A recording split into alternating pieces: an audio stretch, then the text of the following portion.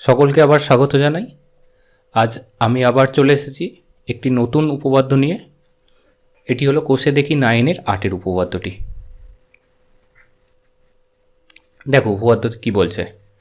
বলছে যে একটি ত্রিভুজের এবি এবং এসি বাহুর মধ্যবিন্দু যথাক্রমে ডি এবং ই। তো পি এবং কিউ যথাক্রমে সিডি ও বিডি এর মধ্যবিন্দু।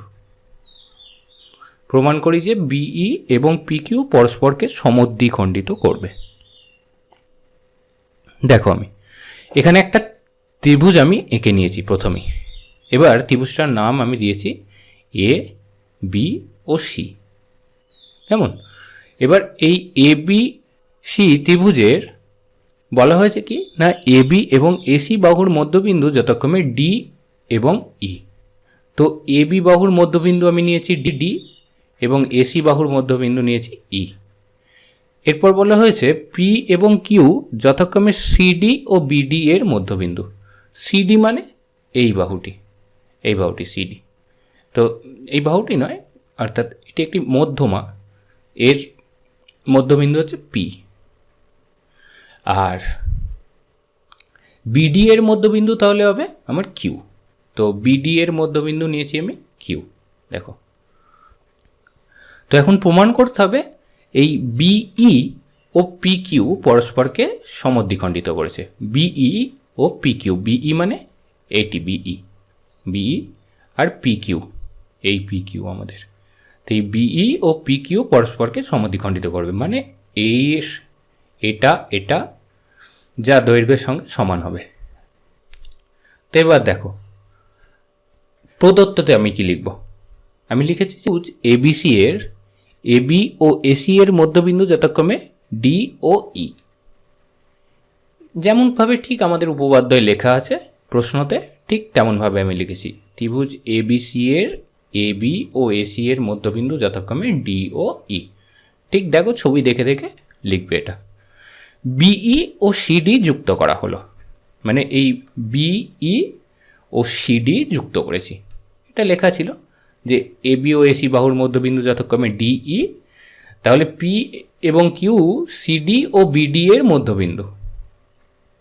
এই তোমাকে সিডি পেতে হলে অবশ্যই সি এবং ডি বিন্দুকে যুক্ত করতে হবে। এটা আমি লিখেছি যে বিই অর্থাৎ বি এর সঙ্গে ই এবং সিডি যুক্ত করা হলো, যুক্ত করে নিয়েছি আমি। এখন দেখো এই সিডি এর মধ্যবিন্দু পি আমাদের বলা ছিল যে পি এবং কিউ যথাক্রমে সিডি ও বিডি এর মধ্যবিন্দু, অতএব পি হবে সিডির মধ্যবিন্দু এবং কিউ হবে বিডির মধ্যবিন্দু। বোঝা গেল? তো পি এবং কিউ যথাক্রমে সিডি ও বিডি এর মধ্যবিন্দু। তাই আমি নিয়েছি কি যে সিডি এর মধ্যবিন্দু পি ও বিডি এর মধ্যবিন্দু হলো কিউ। তো এই পি বিডি এর মধ্যবিন্দু কিউ। তো এই পি আর কিউ আমি যুক্ত করে নিয়েছি, পি ও কিউ যুক্ত করা হলো। এবার কি বলা হচ্ছে না, পি কিউ ও বিই পরস্পরকে এম বিন্দুতে ছেদ করেছে।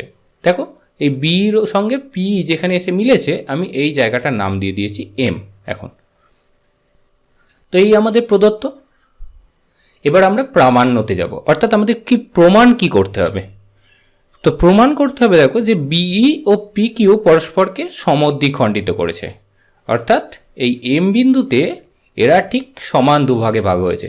অর্থাৎ এখানে পি এম ও কিউ এম এর দৈর্ঘ্য সমান, আবার বি এম ও ই এম এর দৈর্ঘ্য সমান হবে। এইটা আমাদের প্রমাণ করতে দিয়েছে। তো এই প্রমাণটা করার জন্য আমাদের একটুখানি অঙ্কন করে নিতে হবে। সেটা কি না, প্রথমে ডিই যুক্ত করা হলো।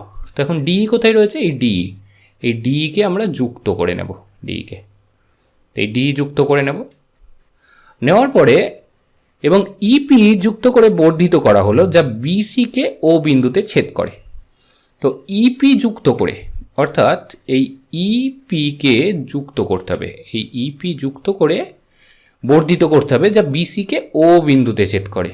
অর্থাৎ বিসি মানে এই আমার বিসি, এই বিসিকে আমি ছেদ করলাম, এসে ও বিন্দুতে এসে ছেদ করবে।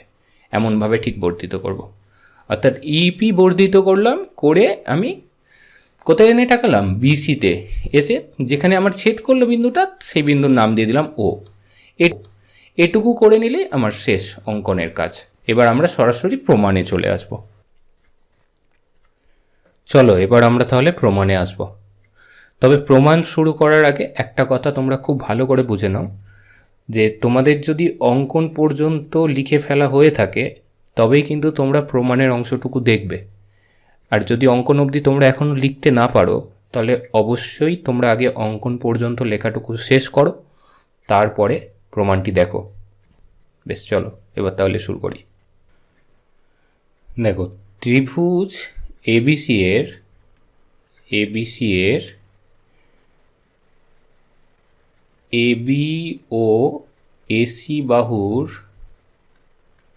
মধ্যবিন্দু কি পাও? মধ্যবিন্দু হলো ডি এবং ই। মধ্যবিন্দু ডি ও ই। বুঝলে? এটা আমাদের প্রদত্ততে দেওয়াই আছে।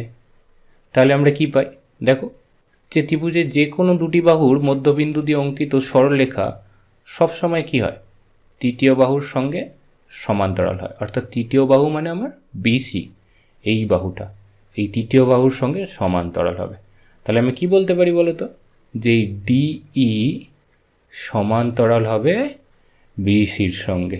ডি সমান্তরাল হবে বিসির সঙ্গে। আবার অন্যদিকে এই ডিই আবার কি হবে? ডি বিসির অর্ধেকও হবে, এটাও আমরা জানি। তাহলে লিখতে পারি এবং ডিই সমান হাফ বিসি। ডি সমান হাফ বিসি। বুঝলে?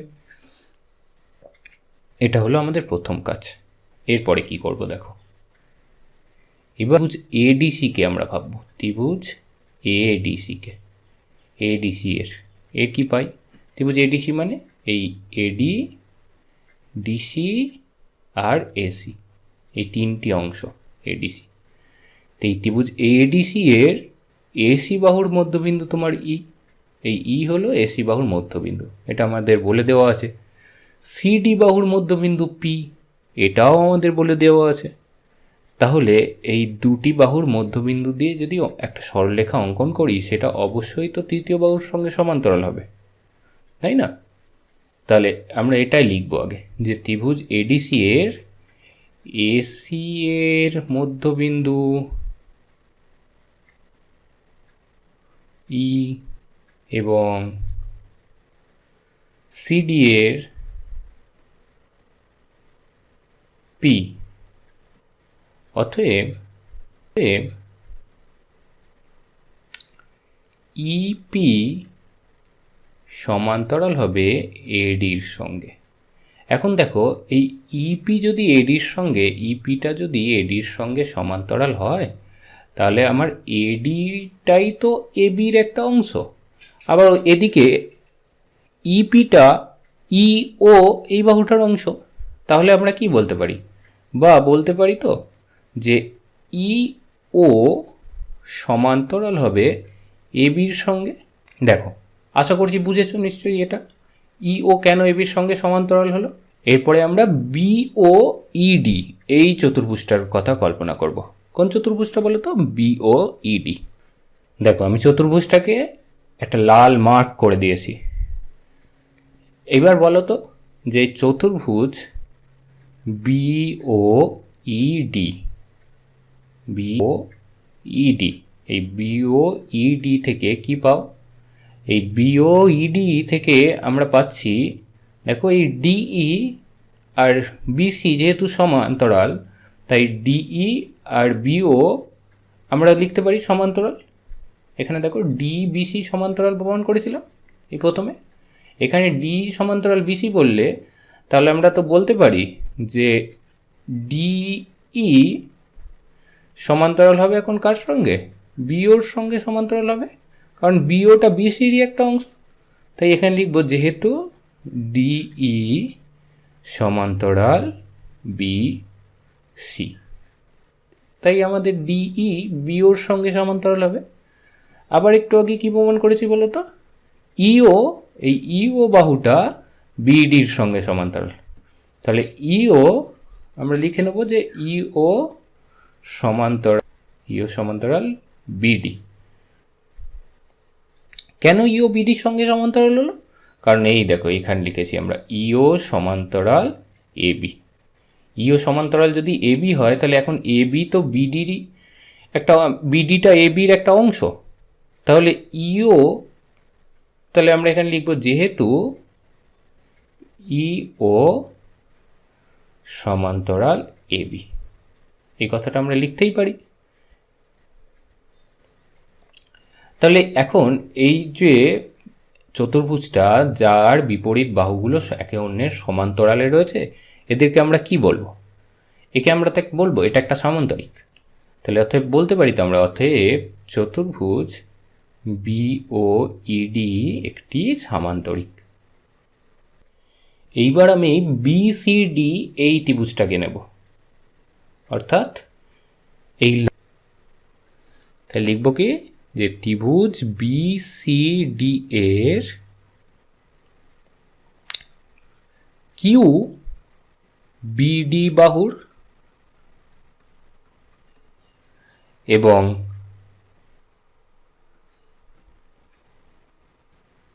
পি সিডি বাহুর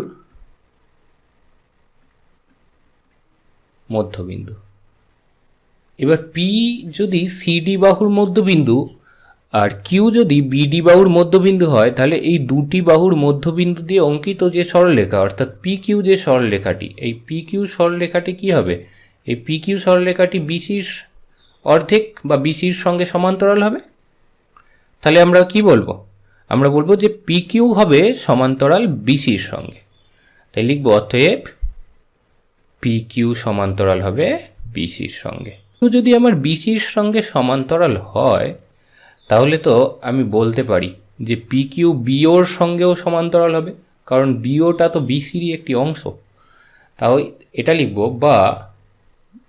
বা পি কিউ সমান্তরাল হলো বিওর সঙ্গে, অর্থাৎ লিখেছি পি কিউ সমান্তরাল বিও, তাই আমি লিখে দিলাম।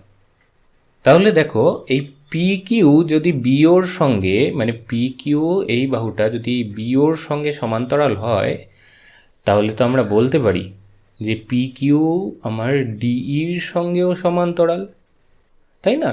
কারণ ডিই তো বিওর সঙ্গে সমান্তরাল। তাহলে বলতে পারি পি কিউ সমান্তরাল হবে তোমার ডিইর সঙ্গে। বুঝেছ কেন? না, যেহেতু এই ডিইটা সমান্তরাল বিওর সঙ্গে, একদম জলের মতো পরিষ্কার। আবার আরেকটা জিনিস দেখো, যে কিউপি মানে এই ত্রিভুজ বিসিডি এর বিডির মধ্যবিন্দু ছিল আমার কিউ, আর সিডি এর মধ্যবিন্দু ছিল পি। তাহলে এই সিডির মধ্যবিন্দু পি আর বিডির মধ্যবিন্দু কিউ, এই পি কিউ যে সরলরেখাটা, এই পি কিউ সরলরেখাটা তো তৃতীয় বাহু মানে বিসি বাহুর অর্ধেক হবে। এবার তাহলে আমি কি বলতে পারি যে কিউপি বা পি কিউ সমান হবে কার সঙ্গে? অর্ধেক বিসির সঙ্গে সমান হবে, বিসি বাহুর অর্ধেকের সঙ্গে সমান হবে। এইবার বিসি বাহুর অর্ধেক মানে কি বলতো? বিসি বাহুর অর্ধেক মানে তো বিও, এই বিও অংশটুকু বিসি বাহুর অর্ধেক। তাহলে আমি তো বলতে পারি যে হাফ বিসি মানে যা, এই হাফ বিসি মানেই হলো আমার বিও। এখন বিওর সঙ্গে যদি সমান হয়, এই পি কিউ অংশটা যদি বিওর সঙ্গে সমান হয়, তাহলে বিও আর ডিই এই বাহুটার সঙ্গেও তো সমান হবে, কারণ এটা একটা সামান্তরিকেরই বিপরীত বাহু। তাই আমি কি বলতে পারি যে বিওর সঙ্গে যদি সমান্তরাল এই সমান হয়, তাহলে পি কিউ যদি বিওর সঙ্গে সমান হয়, তাহলে পি কিউ কার সঙ্গে সমান হবে? পি কিউ ডির সঙ্গেও সমান হবে। এইবার দেখো, এইবার আমরা ত্রিভুজ বিডি এর কথা ভাববো, অর্থাৎ যে অংশটুকু লাল করা রয়েছে তোমাদের কাছে। এই ত্রিভুজ বিডি এর মধ্যে আমি কি দেখতে পাই বলো তো? এই ত্রিভুজ বিডি এর মধ্যে কিউ বাহুটা বিডি বাহুর মধ্যবিন্দু। তাহলে আমি বলতে পারি কি বিডি এর কিউ বিডি এর মধ্যবিন্দু।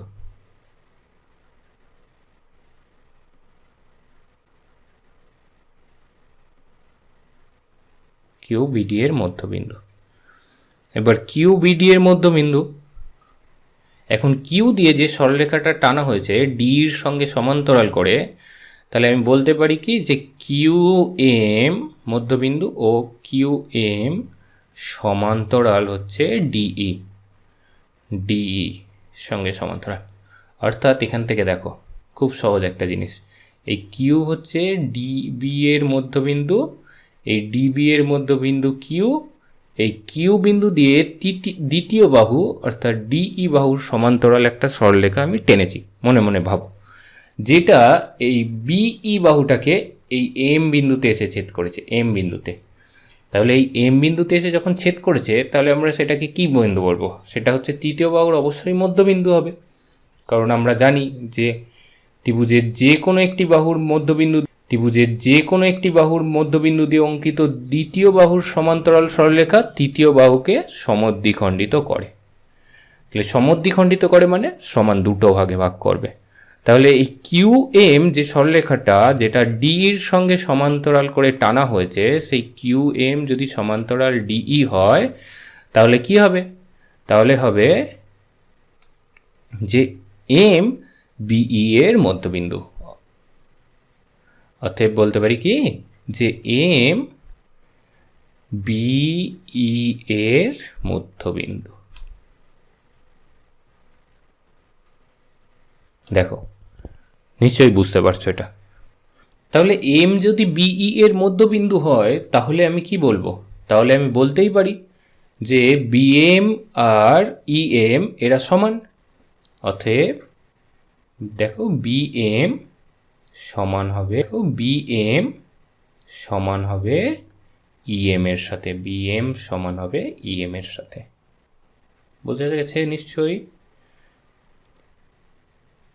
এইবার দেখো এই ত্রিভুজ বিডিই, এই ত্রিভুজটার এম যে বিন্দুটি, এম বিন্দুটি পেয়েছি কি না আমার বিই বাহুর মধ্যবিন্দু পেয়েছি।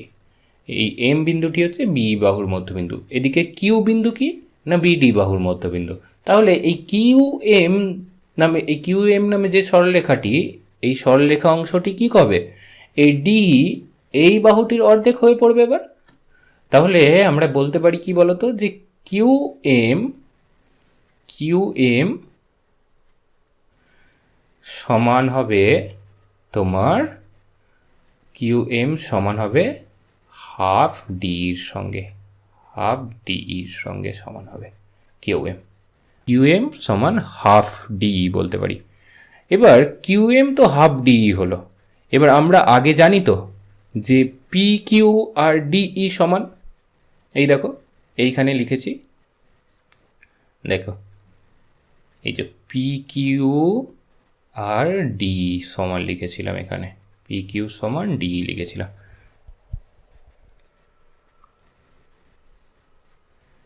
তাহলে এই পি কিউ আর ডি যদি সমান হয়, তাহলে এবার কিউ এম তোমার ডির অর্ধেক, তাহলে কিউ এম তোমার পি কিউ এরও অর্ধেক হবে।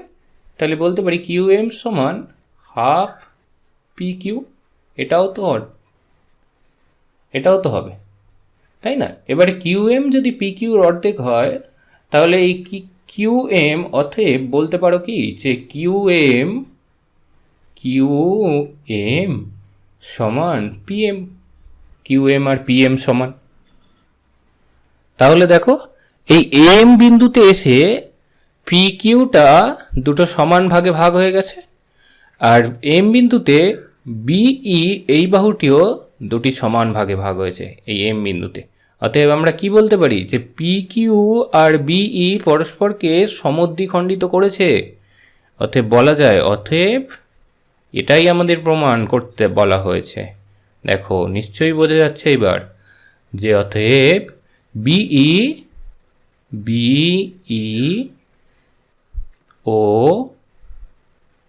পি কিউ পরস্পরকে সমদ্বিখণ্ডিত করেছে।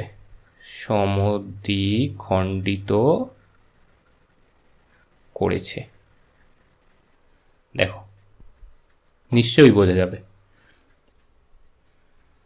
তো আমি আশা করব যে তোমরা এই যে উপপাদ্যটি অর্থাৎ আমাদের এই 8-এর উপপাদ্য যেটা আজ আমরা প্রমাণ করলাম, এই 8-এর উপপাদ্যটি তোমরা অবশ্যই বুঝতে পেরেছো। আর ভিডিও যদি ভালো লাগে তাহলে আমাদের এই চ্যানেলটিকে অবশ্যই সাবস্ক্রাইব করো, এই সাবস্ক্রাইব বাটনে ক্লিক করে সাবস্ক্রাইব করো। তাহলে কি হবে না, পরবর্তী যত ভিডিও আমরা দেবো এখানে তোমরা সবাই অবশ্যই দেখতে পাবে। আর পাশে একটি বেল আইকন আসবে, এই বেল আইকনটাতেও ক্লিক করে রেখো, ঠিক আছে? আর ভিডিও ভালো লাগলে অবশ্যই ভিডিওটিতে একটি লাইক দিয়ে দিও। তাহলে আজকের মতো এখানেই শেষ করলাম, আবার তোমাদের সাথে পরের কোনো ভিডিওতে অবশ্যই দেখা হবে।